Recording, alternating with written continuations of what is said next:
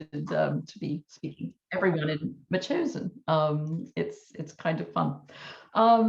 So I work for the Bill and Melinda Gates Foundation, and I've been working there since around 2006.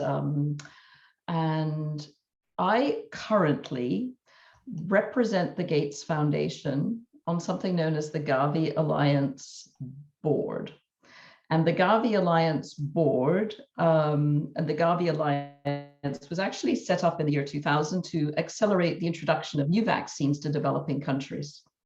But when you fast forward to COVID, the Gavi Alliance also became the home of what's since been called the COVAX facility, which was the first global effort to try and provide vaccines to all countries, and particularly the lower income countries in developing countries. So I represent the Gates Foundation on both the Gavi Alliance Board and now what's known as the COVAX facility. So the bulk of my time the last 2 years has definitely been spent on COVAX. I also, at the Gates Foundation, sit on the board of something called the Global Financing Facility, which is the most ineptly named organization. It's actually based at the World Bank, and it's focused on how you can raise resources and focus for reproductive, maternal, neonatal, and child health. Maternal health is one of the most underappreciated areas of focus. It's been grossly underfunded in the world to date. And so I represent the Gates Foundation on that. And then I also, within the foundation, I oversee a team that works on routine immunization strengthening in what we call high-risk polio districts. We work a lot on polio eradication in the Gates Foundation, and we're very, very close to eradication right now. And I can definitely talk about where we are. It's a pretty exciting place. But there are about 10 countries in the world where there's very low population immunity. These tend to be the hardest places on earth: Afghanistan, Pakistan, Central African Republic, Chad, Niger, Somalia, South Sudan.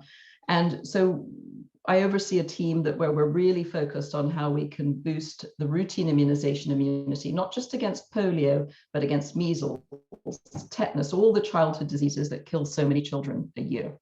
So my role at the Gates Foundation, as I say, is very local, focused on specific work in countries, and then at a very global level, which has been completely taken over by COVID and the work on COVAX over the last 2 years.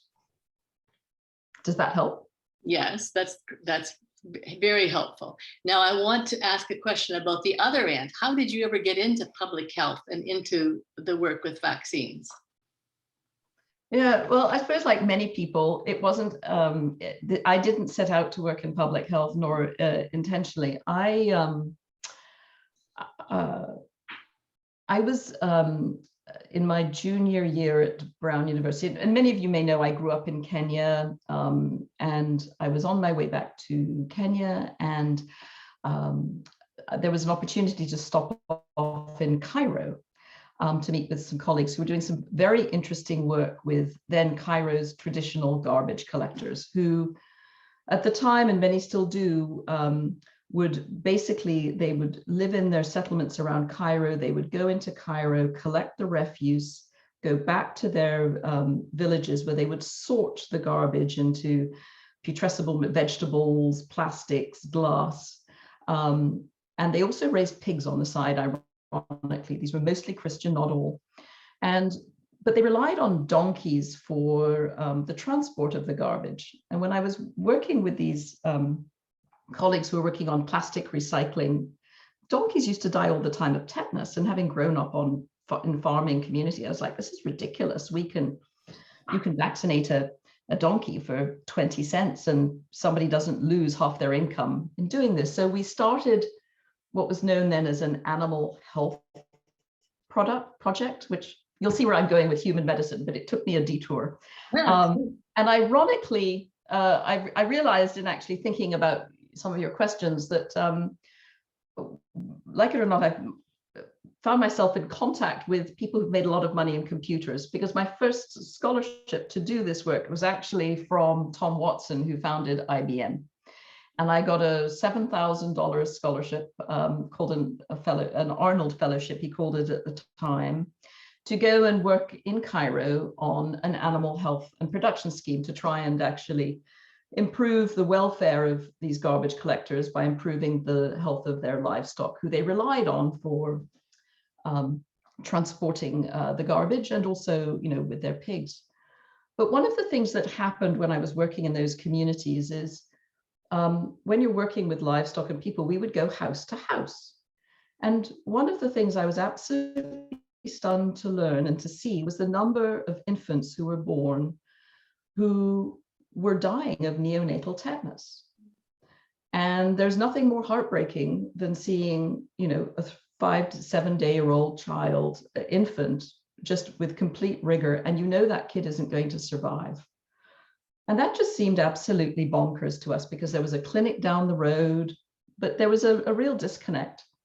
And so we did a little infant mortality study and discovered this particular settlement had a very high infant mortality, which is the number of children who die in their first year of life. And much of it was due to tetanus, but also measles. But anyway, on the tetanus side, I thought, well, this is ridiculous. So we rocked on up to UNICEF and we organized a midwife training program, because one of the causes of tetanus is, you know, unclean cord care. And so we did that, and that was very successful. But then I just became really intrigued by, you know, some of this human animal health linkages. And from there, I read about a man at the School of Public Health at Harvard named John David. So I wrote to him and I said, look, this is what I'm doing. I'm interested in this. And he said, well, why don't you come to our master's program? And so I applied, I got in and I showed up. And that was my first big shock, because I landed I was in the tropical public health program. I was the only non-physician, and I was one of 2 women. And that was a big shock to me. But I thought, so I went up to him the first day, I said, I think I'm in the wrong place. And he said, no, you're in exactly the right place. We need more people who can translate. So I did my tropical public health degree, and then I went to work at the National Academy of Sciences in Washington, DC, initially on malaria, but very quickly thereafter, they started working on a project for the US government on children's vaccines. And it was a very interesting time when most of the manufacturers were exiting the business. They didn't see any future in it. Government plants were shutting down. There were lots of liability actions taking place. And there was really, it was a bit of a pause in the US to think, both within the US and globally, of what do you do? And so that resulted in a paper and a landmark book, including, and it was part of the UN Summit on the Children's Summit. And that was where I worked on children's vaccines. And from then on, I was in the groove. It was at that time a very small community that worked on vaccines. It wasn't very interesting, didn't have much money. And that's how I got started in vaccines. So it really started from my interest in donkeys. Donkeys. So thanks, Vio. It's always so interesting to find out how people got into their passions. Yeah. I'd like you to tell me about some of your projects, some of the most interesting and the most challenging you've had in your career. I think the most interesting for me, that was also very challenging, was working on polio eradication and routine immunization in northern Nigeria. And this, Nigeria, is an incredible country. It's an amazingly diverse place. It's extremely complex. And the more you go, the less you understand. But the north is a particularly challenging area. It's got very high infant mortality. There's a lot of civil strife. But in 2012, 2013, it really was the bastion of polio in Nigeria and therefore Africa. There's a very old expression that you'll hear in many African countries is Nigeria sneezes and Africa gets a cold. But polio in Africa, all the countries in Africa had managed to get rid of polio except Nigeria. And it was north, and it was a Kano state, which is the most populous state in the north. And so a colleague and I were asked to go and see what is it that we could do as the Gates Foundation to really support, because we're big supporters along with Rotary and others of polio eradication. How do we actually tackle this in a place like Kano? And I remember going with my colleague, and the first day we landed in Kano, I thought, this is hopeless. I mean, there were tanks in the streets, there was bombs, there was tremendous mistrust, nothing worked. I was there looking both at polio, but also the routine immunization. You know, are your kids getting their tetanus and the polio? And there wasn't even a single functioning fridge in the whole state. And this is a fairly big state of 500,000. And I remember going back to our funny hotel in the evening, just thinking, you know, this is madness. This ain't happening.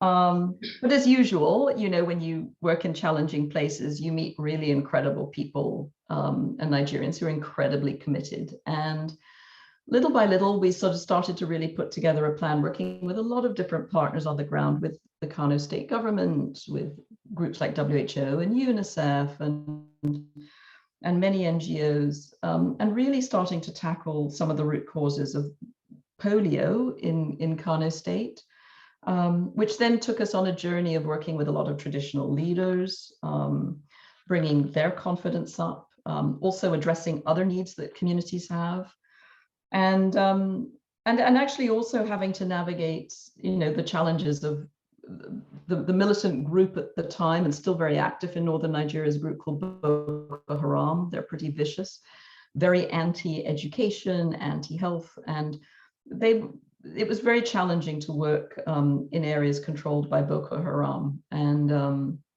so it was quite insecure, and that was enormously challenging. But I think what was incredibly rewarding was to be able to see things start to really pull together, and it's taken a long time, but it was really exciting, you know, in 2019 to finally be able to say that polio was actually out of Nigeria. It was an incredible accomplishment, and one that I actually, though I didn't admit it to many at the time, I didn't think we'd actually ever do it. So for me, the story of polio in Nigeria was enormously challenging, but enormously inspiring, and what really made me think that we are actually within grasp now of eradicating polio. And, you know, we're down to 2 countries now. It's a similar playbook to Nigeria.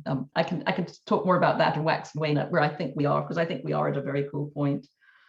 I think the other one that I find very challenging to work on right now is COVID vaccines and COVAX, because in March 2019, you know, when it was clear what was happening with COVID, we were entering a pandemic. The vision was we would use the mechanisms that had worked so well with Gavi, the Gavi Alliance, to be able to procure vaccine, pool demand, and be able to assure low-income countries would have access to COVID vaccines. Because every good public health person knows no one is protected till everyone is protected. And that was the vision. And there was a lot of hope and belief that this would work. And it was very exciting. You know, we were able to secure some vaccines initially, and it really looked as though we would be able to see an equity in vaccine distribution across the world. And unfortunately, you know, what happened, which, you know, I think many of you know, is we saw very high income countries starting to hoard vaccine, buy more than they needed. And we've ended up in this ridiculous situation 2 years into the pandemic, where we've got 80% of people vaccinated in high income countries and less than 10% in low income countries. And that's really unacceptable. And that's been a very bitter pill to swallow. The good news is that, you know, there is vaccine supply now, and things are really shifting and changing, and we're moving from a problem of no supply to actually effective delivery, which is creating some other additional challenges. So, you know, I feel that we're through that murky period, but it was too bad to see what could have been, I think, a way of actually stopping the pandemic earlier, because when you've got such uneven coverage of vaccination coverage, you actually create a ripe environment for variants to emerge, which is what we've seen with Omicron, etc. So my hope is that world leaders now understand, and I think many of them do, that this isn't about just protecting your own population. This is about making sure that everybody has access, and starting with healthcare workers, vulnerable people, seniors, and etc. So I would say COVAX definitely has been enormously challenging from that perspective. I'm not a bit surprised, Vio, that the most challenging program you've also found the most interesting. Yeah, no, definitely. And I think, with COVAX is, well, I'm actually very optimistic of where we can go now. So the next question is, what have been your most significant learnings in your work and your greatest achievements? I know polio has got to be a huge achievement, but you've learned a lot of things throughout these years. Yeah, I think one of the fundamentals, and it sounds so basic, but I think it's something that that in a world that is so divided, there is actually something that utterly unites everybody, no matter what race you are, what religion, what creed, what language you speak, which is you want the best for your children. You want your children to grow up healthy and happy and have a good life. And I don't care whether you live in a remote village in northern Ethiopia, you live in Myanmar, you live in Seattle, or right here in Metchosin, that wish for your children, for your grandchildren, completely unites us. And that to me is a very powerful learning for me. The other one for me, which is I have, on every visits and work I've done overseas, I've been completely humbled and overwhelmed by the dedication of healthcare workers, many of whom in developing countries, don't have full nursing degrees. Some of them may not even have finished high school, but they have basic skills. And the dedication of these healthcare workers, often who may not get paid for months on end and sometimes get a very meager stipend, is rather extraordinary. And the lengths that people will go to ensure that children are vaccinated, that women receive antenatal care, is I always find humbling, and actually brings me to tears much of the time, because it's pretty remarkable. And many of, frankly, of these healthcare workers are women. 80% of healthcare workers in the world are women. And so I'm a big fan of them. And I, as I say, for me, that's been a real learning and a gift, and one I constantly see. Next question I had jotted down was, what were the biggest surprises from your work with COVID? I think with COVID, one of my surprises was just how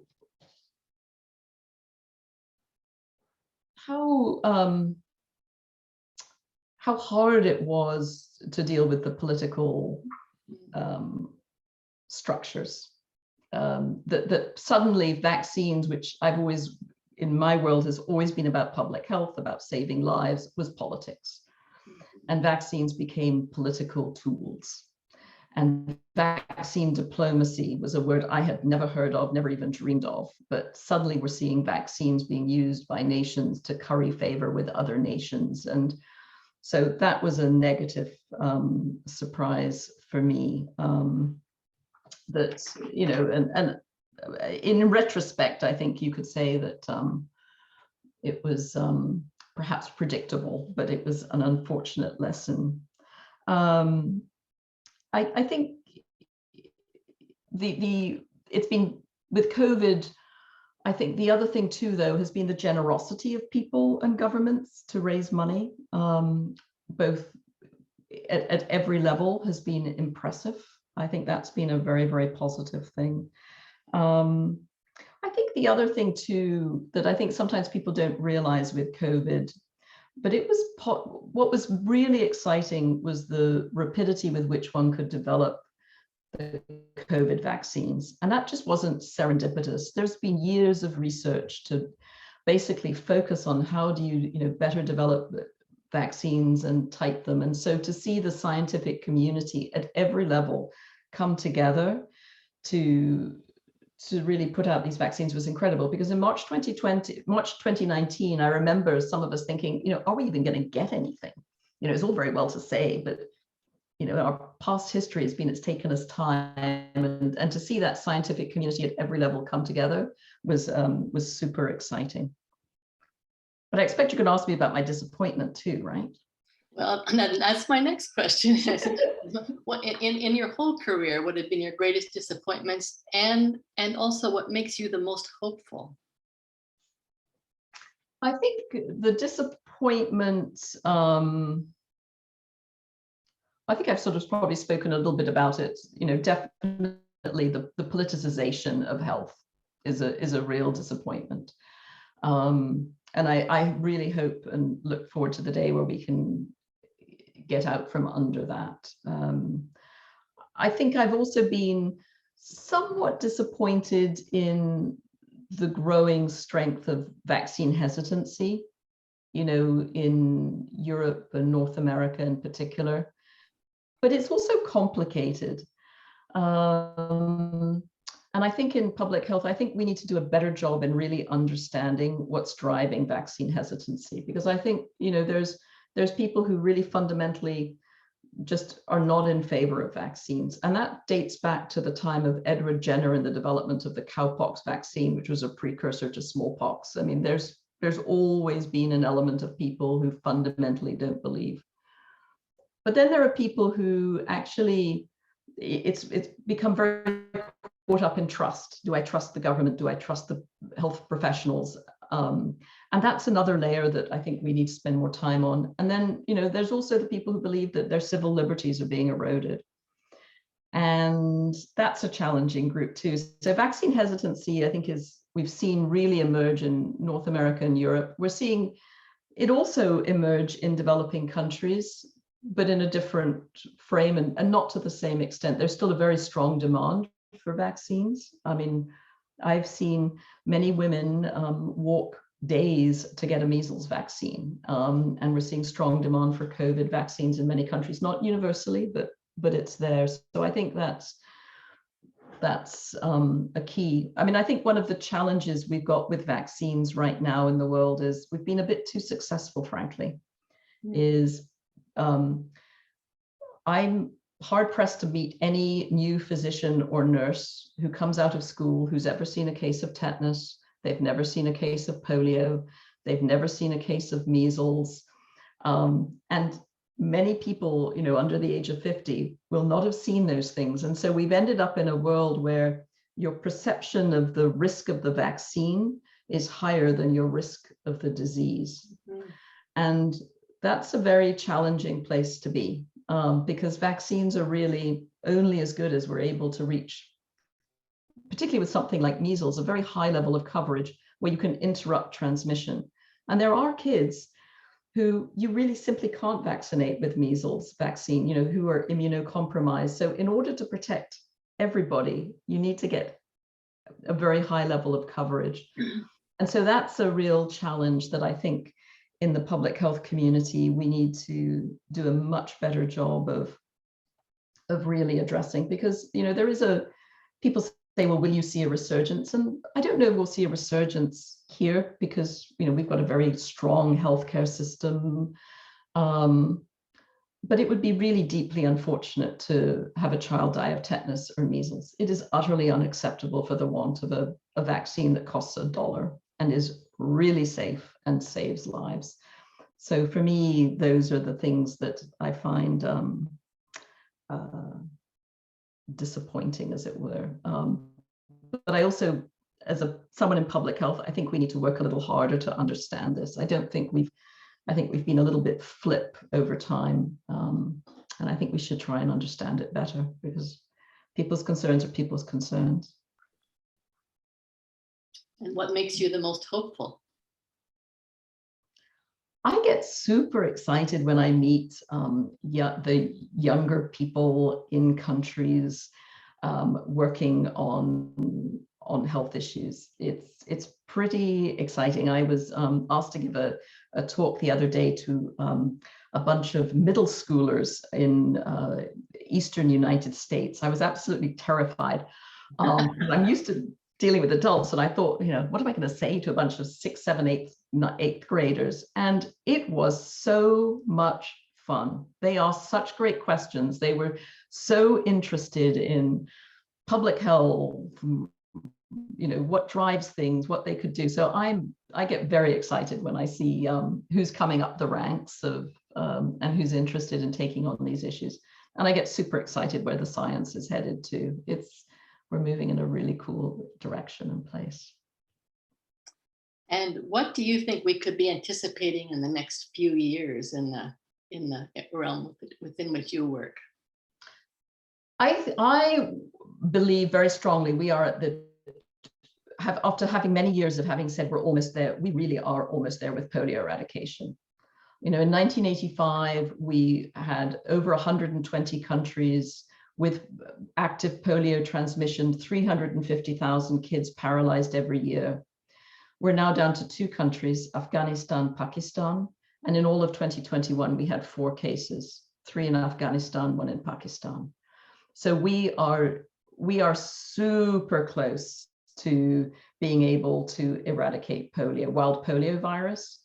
And I think that would be an incredible achievement. It would be the 2nd human disease after smallpox. And in a world where everybody is so fractured, where it's volatile, to see the world be able to come together and is pretty exciting. And, in Afghanistan, a lot of people had thought, oh, the Taliban are anti-vaccine. They actually weren't anti-vaccine at all. Since they've come into power, they've basically opened the doors. Their reluctance to vaccinate in the past was fear that was how the Allied forces were actually getting intelligence. So we're seeing a lot of really good traction in Afghanistan now, very high uptake. So, the 3 to 4 million children that have been missed over the last few years, hopefully we can catch up and make a real difference. So I'm very excited about the potential for polio eradication. And I think that would be a big hope. I'm also excited to see the end of COVID. I actually do think we are at the end of the tunnel. I think we've learned a pile. And I think we can do better in delivering the vaccines. I think we need to shift our mentality.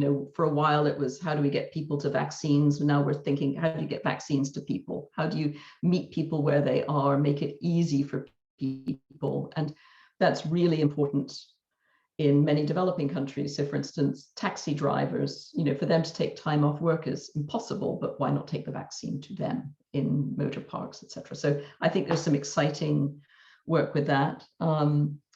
And so I definitely think we're going to see the world move on from COVID. But I do think this has to be a wake-up call for how we deal with pandemics. There will be another pandemic. It's like the big one we talk around here. It's coming again. What have we learned? How can we take our lessons? I guess the other thing too is I think we'll continue to see a strong decline in childhood mortality, which would be great to see. I'm worried that over 29-20, we saw an increase because of lockdowns. We saw things go up, like maternal mortality should never have gone up. But when women can't go and deliver in institutions, see things like maternal mortality go up. We've seen more malnutrition. So we've got to change the direction of those things. And so I'm hoping that 2021-22, we will get to that point too. Yeah, and then I just think that getting more global collaboration. I know I sound Pollyannish about this, and yes, we had a disappointment with COVAX, but I think there's a way forward now. And Vio, do you have a final thought to leave us with before we open the gate to questions? I think probably, I think just sometimes, maybe on the vaccine front, I think sometimes one thing I like to remind people of is vaccines really are rather extraordinary. And what they allow us to do is, for many diseases, there are no cures. There's no cure for tetanus. There's no cure for polio. There's no cure for measles encephalitis, which leads to brain damage, or pneumococcal pneumonia, which leads to deafness and mental challenges in kids. But vaccines actually do prevent those things. And no tinctures, drugs, pharma, homeopathic are going to get away from those. And I think that's sometimes something we don't quite fully appreciate in this world that we're in with vaccines, of the power that they bring. I mean, 5 million people died of smallpox every year. No, we don't vaccinate against smallpox anymore. We don't need to. We eradicated that disease. And I think vaccines have been such powerful tools that I hope we continue to respect them. And I guess the other one is sometimes at the foundation, we talk about how we're living in a VUCA world. And VUCA world is an expression that was actually coined out of military war colleges, which is the world is a very volatile, uncertain, complex, and ambiguous place. And I think that's very true. But I think it's because when we're in these volatile, uncertain, complex times, that being able to run really good health programs that are really meeting children's health needs, the needs of women and children, wherever they are, and really taking an equitable approach to health and ensuring that everybody has access to good health care is really key. So I always encourage people to look to that. Yeah, I think I should probably stop on that, maybe. Okay, Vio, thank you. But happy to answer questions, or if I haven't answered anything, I'm assuming, Helen, you would have interrupted me and say, you didn't answer my question. So no, you did. And I just can't thank you enough for really sharing your wisdom that you have gained over all these years of thinking and learning and dealing and failing and succeeding. Thank you very much. Oh, thank you. So Lori, I can let you take over the questions. Sure. Thank you so much, Helen, Vio. It's so informative. If anybody has questions, you can either raise your hand or you can just unmute yourself. Oh, and you can type in the chat box. Go ahead, Patty. Thank you. Vio, thank you. This was so interesting, not least because of all it revealed about you as a person and how you were so genuinely compassionate, dedicated, and optimistic. It's optimistic to hear you. But my question is, I'm old enough to have remembered when parents didn't want you to go to a swimming pool because of polio and taking the sugar cube and that sort of thing. And of course I had measles, and the absolute worst thing about it was that I wasn't allowed to read. And I could not understand that nor survive it. I thought I did. So it really struck me when you said that the people coming up through healthcare today have no experience with these things that these diseases that we've controlled and even eradicated through vaccination. And when there are so few who have had personal experience of that sort, how can we create a sense of urgency about vaccination? Because they don't know what the effects are. I had friends in school who were affected by polio. Nobody sees that now. How can we create that sense of urgency, that sense of reality?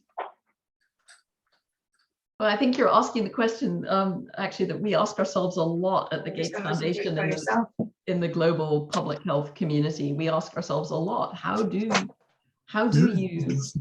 convey what people just don't see anymore? And and even in fact in medical schools, maybe they get an hour and a half on vaccines and infectious diseases, and they're plowing on through. So one of the ways we think about it a lot is actually storytelling.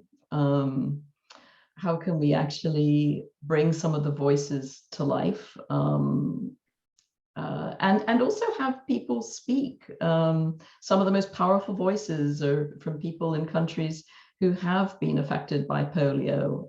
This is where the Rotary Club has been so important over the years, is keeping the focus on polio eradication. But I wish I had that magic answer, because I really don't know. It's a real challenge with vaccines. The success of vaccines is we simply don't see those diseases that we're vaccinating against. And we get into complacency, and you don't want to be a doomsayer, but you want people to continue to make sure that we vaccinate, to make sure that the most vulnerable are protected. So all ideas welcome, in other words. Thanks, Patty, for that question. Any other questions?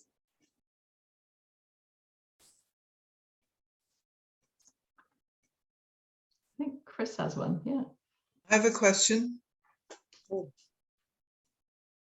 Go ahead. Go Yes. ahead. Yeah. I'm curious at your comment about the fact that you think we're at the end of this current COVID, and that we're kind of getting the messages here that we've got the next few weeks of it being at its peak. And you've been in these other parts of the world trying to deal with this, where so many people haven't been vaccinated, and I agree with you that until everybody is, we're in trouble. So I would like your opinion on that. Where are we with the current? Well, Omicron pandemic? is, yeah, well, we're definitely seeing the increase here, and we're going to hit the peak. I think what's unusual about Omicron is how fast it peaks. If you look at the waves, I could show you the slide, but if we looked at what the original virus was, what we call the ancestral virus, it took about 8 weeks, and it kind of had it took time to get up to a peak and go down. That was true of the beta virus. It was true of Delta. But with Omicron, we're seeing it really spike pretty fast. And we're learning from places like South Africa that are ahead of us, and UK, that you move very, very, very quickly to sort of peak transmission and diseases and cases. And then it kind of falls off. And so that's what we're anticipating is probably going to happen with Omicron. I mean, there's many questions, obviously, of what happens next, and are there other things waiting in the wings and other variants? And these viruses are always continuing to evolve. But yes, we're in for a rough few months, but I think we're going to get through it. We're seeing, at least in developing countries now, we have 1 billion doses that have been delivered to date to 144 countries. We're starting to see it really ramp up. These vaccines are proving to be effective, not necessarily against infection, but protecting against hospitalization and death. So how do we move forward? We've got some new vaccines in the mix. There's one called Novavax. I mean, there's lots of exciting things happening, in addition to the work on therapeutics, that makes me think that we will see the light at the end of the tunnel, but it's going to be a rough few months ahead of us. Thank you. Any other questions? Feel free to just unmute yourself. Chris, that's one. May I just ask you, Vio, that's a wonderful explanation of the work you've been doing that we hear glimpses of now and then. And I wonder if you're part of an admirable organization that the Gates family have provided, but you're not alone, surely, in your own venture. Are there other Violins working for Gates as well, or is this your solo field? Oh, the Gates Foundation, there's lots of people who work for the Gates Foundation. I think we're about 1,500 people now who work at the Bill and Melinda Gates Foundation. So But in your field of we work health. across. Oh, in health, we about 300-400, I think. Definitely my role is much more of, the COVAX and polio, but we have lots of people who work on the research and development side of the house, of how are we actually developing better diagnostics and drugs and vaccines. How do we help countries manufacture vaccines? That's a big area of focus.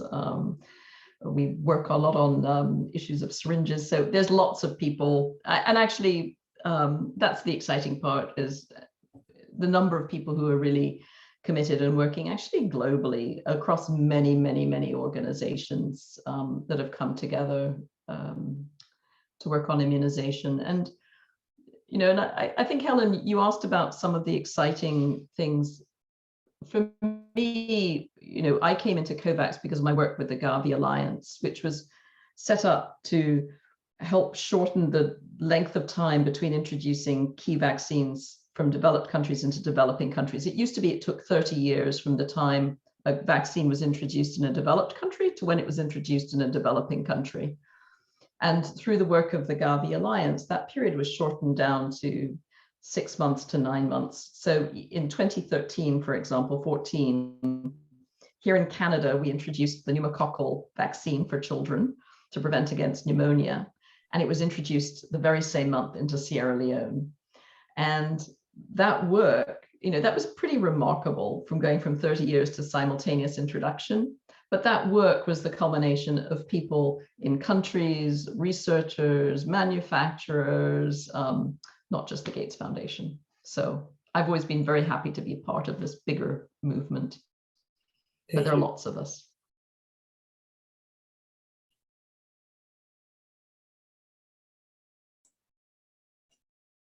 Well, maybe what I should do is actually show you, I'd love to show you 2 quick slides, if I may. One is, because Chris, and I really thank every one of you for listening to me and thinking it's about me, but the real heroes of who do the work are the people in countries. And I'd love to show 2 pictures, if I may, Laurie. We don't need to worry about the polio ones because I think I've sort of covered that, but I'd like to show, I don't know if you're able to, let me know. Can you see them? I'm sharing the screen. Is anybody able to see the? Yes, I can see it. Okay. Yes. I have the third screen. Okay, great. Well, this picture, for me, this was taken in Borno State in a few years back now, 3 or 4 years ago. And these women had been utterly displaced by Boko Haram. Some of these women had lost their entire families. And this was in what's known as an IDP camp, internally displaced persons camp, run, I think this one was run by UNHCR, or human. But what amazed me about these women, who had sort of lost everything, but they were going around the camp and looking at women and children coming in and looking at, do children need vaccinated? Are children malnourished? Do they need support? So I always take inspiration from those women in Borno State who had seen tragedies of the kind none of us can even imagine, and yet were focused on their communities. And so for me, those were the heroes. And the other heroes for me are sometimes the lengths that people will go to vaccinate. And obviously I spend a lot of my time on vaccination, but I am always incredibly moved by the lengths that people will go to vaccinate their communities. And whether it be in Afghanistan, traveling, this thing in the bottom left is through the mountains in northern Pakistan. In the camel there is in Afar in Ethiopia, and that fridge on what you see in that thing that looks like an inverted milk jug is actually a piece of equipment we sponsored the development of the foundation, which would allow vaccines to be transported and held cool for 30 days, which was kind of a new thing. And we've used this fridge a lot in places like the Democratic Republic of Congo for Ebola vaccines, but it's kind of unique. But as I say, for me, it's always remarkable to see. I always get teary and inspired by the extraordinary lengths that people go to and are able to do to vaccinate children wherever they are. So as I say, those are the real heroes as far as I'm concerned. So, but I'm absolutely happy to. I have a question in the chat, Vio, from Denise. It says, thank you so much for this presentation and for your work, Vio. I'm in total agreement with you and completely support your work. I would love to connect with you outside of this event. God bless you. Absolutely. So I'll pass that along. Yeah. And I thought I saw a hand raised somewhere. Mine, it was me again. And I just Oh, there wanted you to go. say- Yeah, I just wanted to say thank you. I'm in the healthcare industry. The miscommunication, the lack of education, you know, we could blame it on a lot of things. The politicization of healthcare is very disappointing throughout the world. And so I'm so, you know, I'm so appreciative for the work that you do, and really appreciate what you've done, and how you've been able to share this with the people that you needed to share it with, in you know, not only here but throughout the world. So thank you so much, and Helen, thanks for putting this on. Yeah, thank you. Yeah. Christine. Yeah, hi Vio. I'm Hi. as a semi-retired public health nurse. I tried to retire just before COVID. I just thank you so much for this. I'm getting all choked up just from listening to you. It's given me hope, because working in the environment we're working in right now, with so many people being hesitant, asking so many questions that I don't know how they've missed the boat, in, to put it very bluntly. So many of the things that you said about vaccine hesitancy is so very true. They have a mistrust in government, they have a mistrust in their healthcare workers. But the other thing you said was the storytelling, the getting the message across through storytelling. I have convinced more parents to vaccinate their children by telling them stories that I have heard.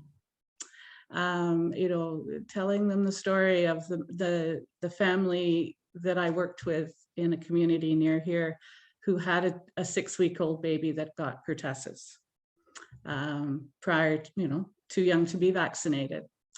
And the trials those families go through. And I think the storytelling is very important, and we need to do more of that somehow. You know, I've vaccinated people for COVID that, you know, been reluctant and grumbling because they had to get vaccinated.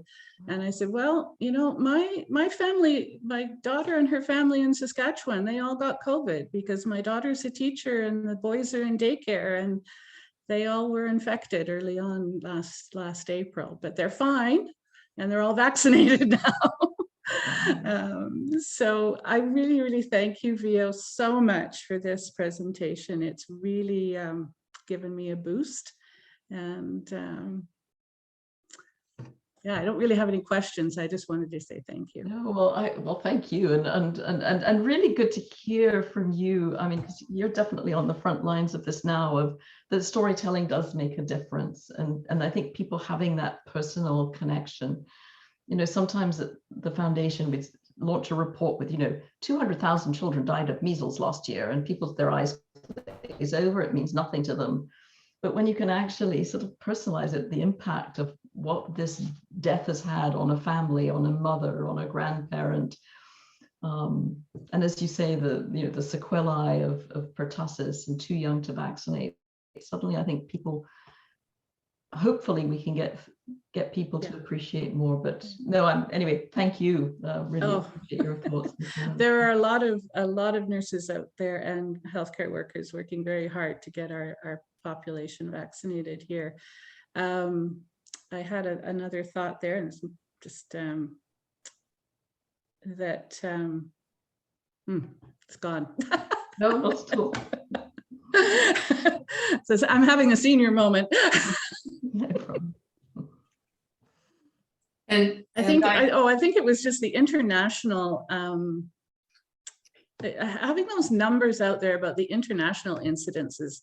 I don't see those being put out there in the media, and I think we live in an era where we just don't see that. on a global scale. We don't have that information. And as soon as you put those numbers out there, I think people do tend to sit up and take notice. Yeah. Yeah. No, So right. somehow that information needs to get there. I have lots Get to there. say, but Absolutely. No. I totally Well, and agree. could I just get on her coattails a little bit? The around that storytelling, you know, some of the stories with regards to polio are long-term effects. And we know that there's a long COVID, and we know, those of us that are in the healthcare industry know that the long-term ramifications of this remain to be seen. But, you know, even our initial projections around the economic costs of this are rather devastating. And so if in the storytelling there's a way to bring forward the long-term effects, the long-term damage. I mean, yes, it's sad to talk about a baby who dies as a result of measles, but the thoughts then become, oh well, they died.